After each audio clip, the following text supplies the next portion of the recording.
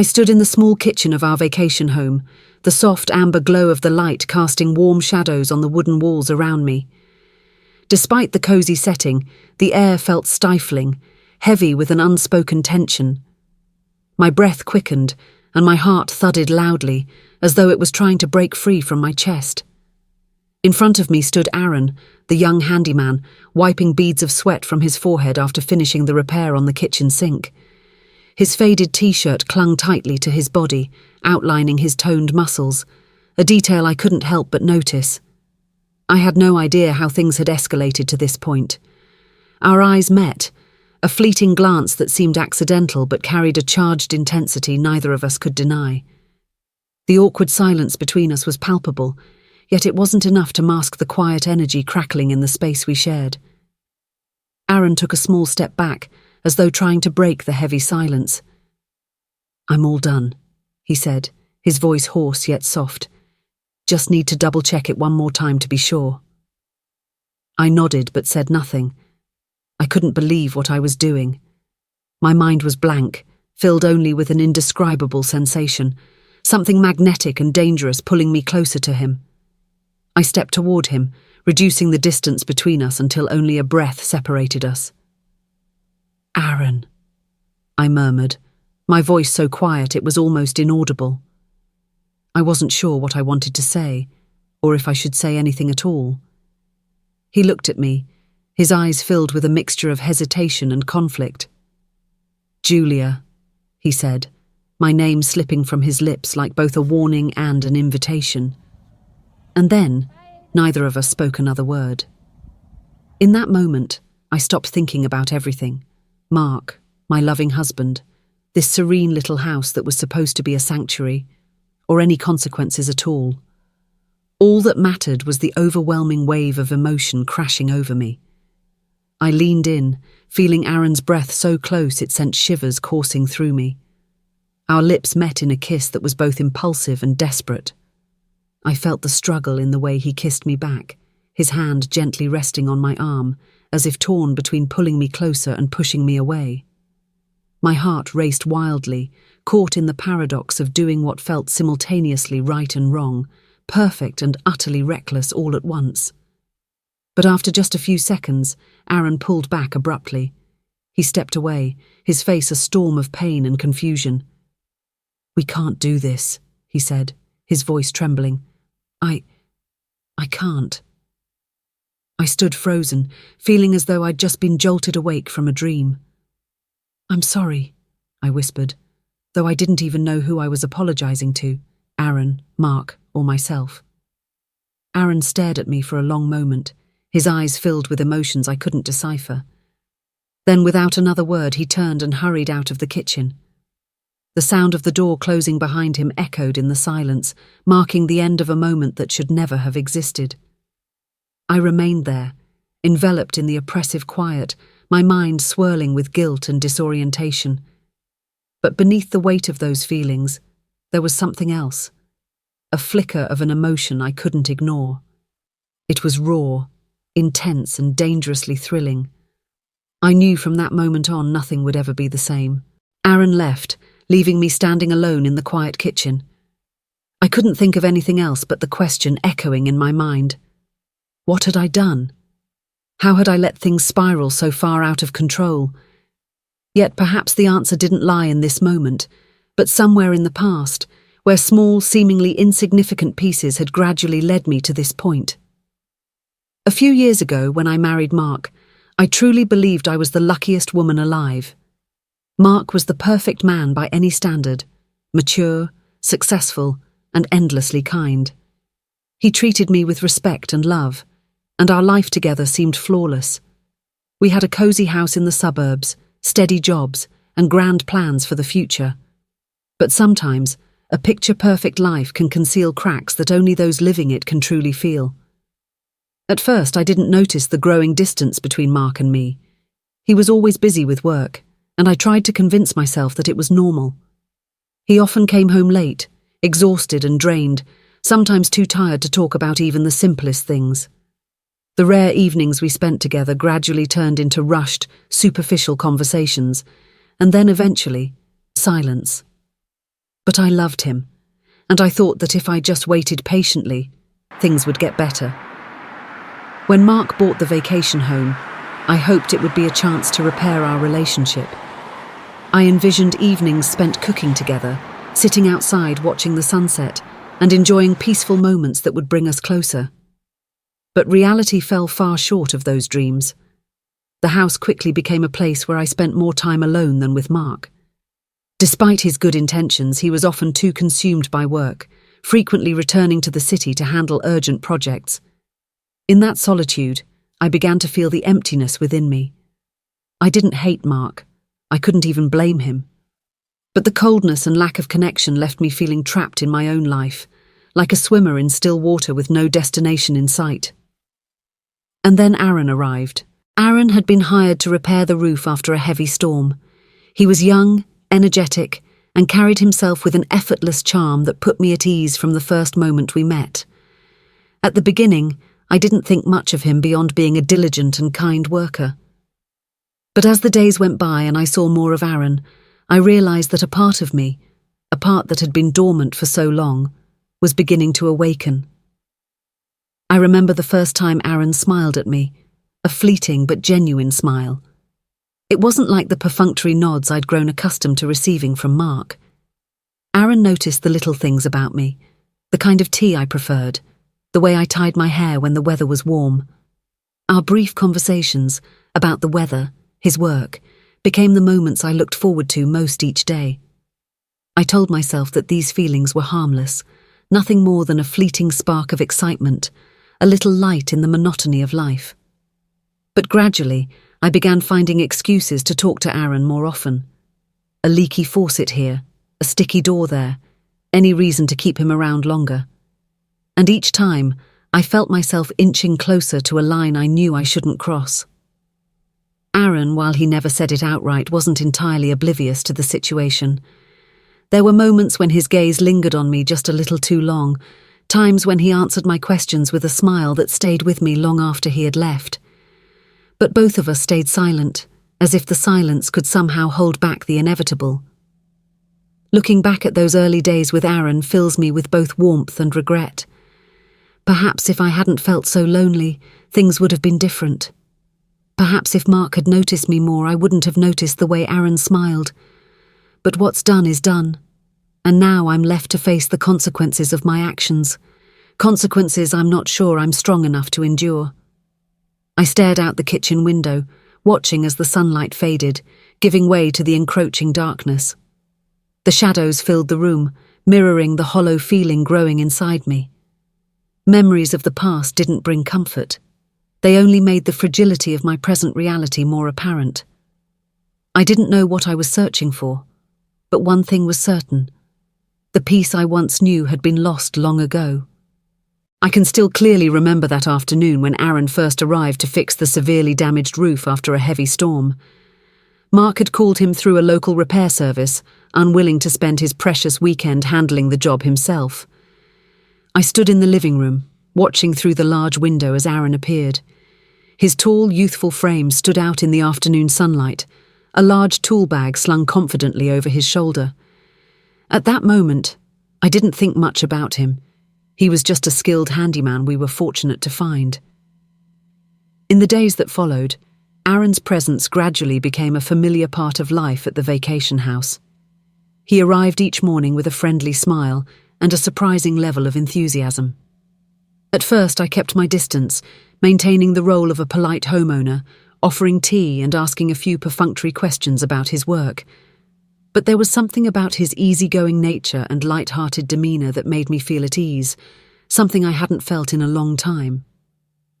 Aaron worked with intense focus, yet there were moments of warmth that softened his seriousness. One time, as I brought him a glass of water, he looked up from the ladder, squinting into the sunlight with a playful smile. "You're too kind to bring this. I should have done it myself," he said, his deep voice resonating warmly. I smiled back, but I couldn't ignore the way his words, simple as they were, made me feel seen in a way I hadn't experienced in years. Our conversations grew more frequent as the days went by. I asked him about his family, other jobs he'd worked on, and occasionally about mundane little things in life. Aaron, in turn, showed a quiet curiosity about me, though he always maintained a respectful distance. He never pried too deeply about Mark, only offering a knowing smile whenever I mentioned my husband. But in his eyes I saw something more, a kind of genuine attentiveness that I no longer felt from Mark. Then there was the day when Aaron was repairing the window frame in the backyard. I walked out with 2 steaming cups of coffee and sat down on the bench nearby, watching him work. He wore a thin, faded t-shirt, the sleeves rolled up to reveal his toned arms. My cheeks burned, and I forced myself not to stare for too long.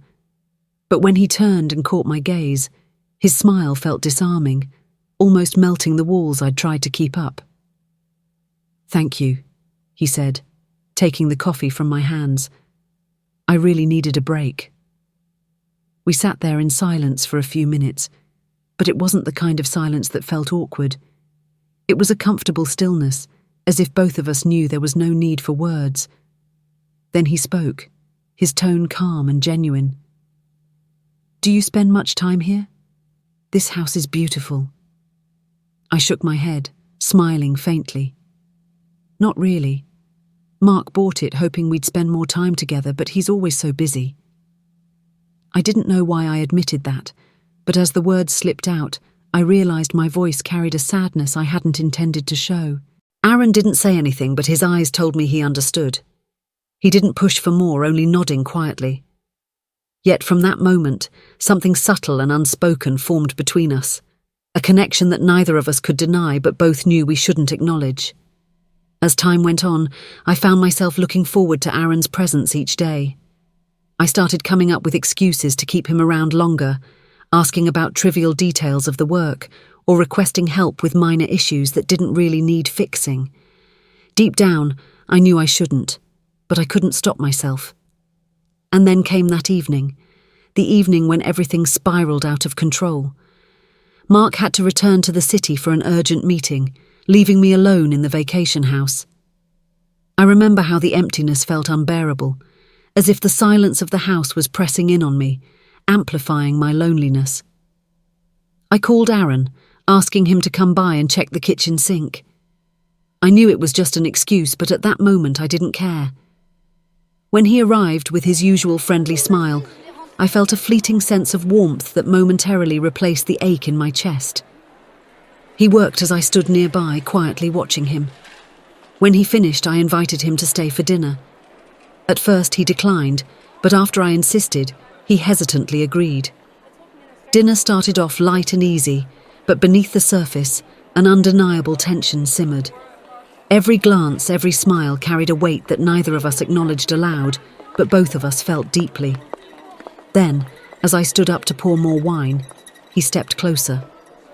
The distance between us disappeared, and I felt my heart pounding so hard it was almost audible. When I turned back around, our eyes met, and the world seemed to stand still. In that moment, I knew every boundary had been erased. I don't remember who moved first, but when our lips met, I knew I had crossed a line I could never uncross. The kiss was filled with both longing and conflict, and I felt his hesitation mirrored in my own. Yet, in that moment, neither of us could stop. When it was over, we stood in silence. Aaron looked at me, his eyes heavy with regret. "I'm sorry," he said, his voice low and trembling. Then he turned and left, the door closing softly behind him, leaving me alone with the chaos swirling in my mind. That night, I sat in the dark, unable to sleep. I hadn't just lost my sense of self-worth. I had lost something even more precious, the peace I had worked so hard to preserve within myself. Since that fateful night, the atmosphere between Aaron and me was never the same. In the days that followed, I tried to act as if everything was normal, desperately concealing the chaos roaring within me. I continued waking up early, preparing breakfast, and sipping coffee as I always did. Mark returned from his business trip, as devoted and cheerful as ever, chatting with me about work and life. But every time I caught a glimpse of Aaron through the window, my chest tightened, and my heart pounded as if I were caught in a sin too big to confess. Aaron no longer entered the house with his usual ease. When working in the yard, he kept his distance, avoiding casual conversations or lingering glances. But the silence, instead of soothing the tension, cut deeper into my mind like a sharp blade. Every time I walked past where he was working, I could feel his eyes briefly on me, never for longer than a second. We never spoke of what had happened, but I knew he was struggling with the same turmoil I was. One afternoon, when Mark had stepped out to meet a friend, I stayed behind.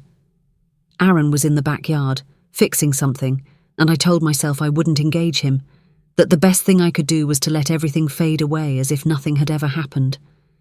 But that resolve evaporated the moment I saw him through the window, his figure, the weariness on his face, mirroring the conflict I was burying deep inside myself. I walked outside with a glass of cold water in hand. Aaron looked up as I approached, his eyes betraying a flicker of hesitation before settling into their usual calm. "Thank you," he said, taking the glass without looking directly at me. "Are you okay?" I asked, my voice low but laced with concern. He was silent for a moment, as if weighing his words. "I'm fine. It's just... things are hard," he finally said. The simplicity of his response tightened something inside me. I wanted to tell him I felt the same, that I couldn't stop thinking about what had happened between us. But the words caught in my throat. Aaron looked at me, and for the first time, his gaze held mine for longer than a fleeting second. In his eyes I saw pain, struggle, and a sadness that ran deep. "I think I should stop," he said, his voice steady but heavy with finality. "I shouldn't be working here anymore." His words felt like a knife to my heart, but I knew he was right. I didn't respond, only nodded, feeling the emptiness inside me growing larger. But just as I thought everything was about to end, fate intervened once again. The next day, heavy rain revealed a leak in the newly repaired roof. Mark, too busy to deal with it himself, called Aaron back. The tension in the air was immediate when he arrived, thick and suffocating. This time Mark was home, and his presence gave me some semblance of comfort. But when Mark had to step out for a few hours to handle some work, Aaron and I were left alone again, thrust into a space both of us had been trying to avoid. I busied myself in the kitchen, washing dishes and focusing on anything to keep my mind from wandering to the man in the adjacent living room. Yet, no matter how hard I tried, I couldn't ignore the weight of his presence. It was as though the very air between us had grown dense. When I finally walked into the living room, I saw Aaron standing by the couch, staring down at the floor as if grappling with some inner battle. I hesitated, intending to turn back, but before I could, he spoke. "Julia," he said, his voice rough and trembling slightly. I stopped but didn't turn around. "What is it?" I asked, trying to keep my voice steady. "I don't know what to do," he said, and his words made me turn to face him. Our eyes met, and for the first time neither of us tried to hide what we were feeling. The anguish, the struggle, and the unspoken emotions we both had been suppressing were laid bare in his gaze. I didn't know who moved first, but in a single moment we were close again, and I knew there was no turning back this time. It was the second time we crossed the line, and this time there was no hesitation, no immediate apologies. There was only silence, a quiet acknowledgement that we had stepped into a world where neither of us belonged. When it was over, Aaron said nothing. He left, just as he had before, leaving me alone with a storm of emotions swirling inside me. I sat on the couch, staring out the window, feeling the weight of the shift that had taken place between us. I knew I couldn't continue like this, but I also didn't know how to escape the mess we had created. What I felt for Aaron was no longer just a fleeting infatuation. It had become a part of me, and that was what scared me the most. I didn't know what our ending would look like, but I knew one thing for certain. From this point on, everything had irrevocably changed.